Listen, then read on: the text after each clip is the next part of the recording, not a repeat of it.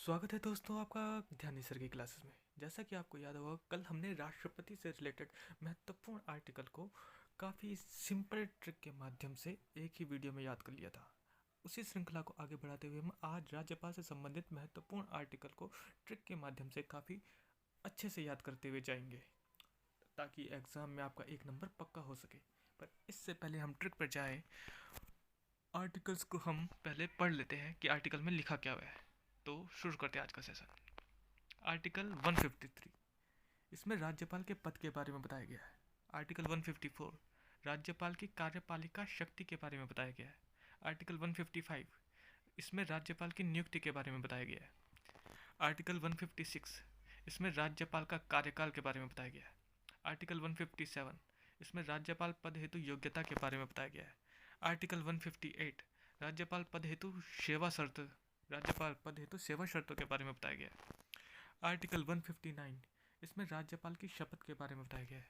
Article 160, इसमें राज्यपाल के कार्यों का निर्वहन के बारे में बताया गया है। आर्टिकल 161, इसमें राज्यपाल की क्षमादान की शक्ति के बारे में बताया गया है। तो जैसे कि आपने इन आर्टिकल को देख लिया होगा, इन्हें इस तरह से याद करना डिफिकल्ट है, तो अब हम इन्हें ट्रिक के माध्यम से याद करने की कोशिश करेंगे। तो ट्रिक है, राज्यपाल की कार्यपालिका शक्ति और उसकी नियुक्ति का कार्यकाल उसकी योग्यता पर निर्भर है। उसकी सेवा शर्त की शपथ में लिखा है, कार्यों का निर्वहन नहीं किया तो क्षमादान नहीं मिलेगा। तो अब इसे देख लेते हैं। राज्यपाल से राज्यपाल का पद हो गया, कार्यपालिका की शक्ति से कार्यपालिका शक्तियाँ हो गई, उसकी नियुक्ति से राज्यपाल की नियुक्ति, कार्यकाल से राज्यपाल का कार्यकाल, उसकी योग्यता से राज्यपाल की योग्यता, उसकी सेवा शर्त से राज्यपाल की सेवा शर्तें, शपथ से राज्यपाल की शपथ, कार्यों का निर्वहन से कार्यों का निर्वहन और क्षमादान से राज्यपाल की क्षमादान की शक्ति। और अब हम क्या करेंगे, 153 से 161 तक सारी गिनतियाँ लिख लेंगे।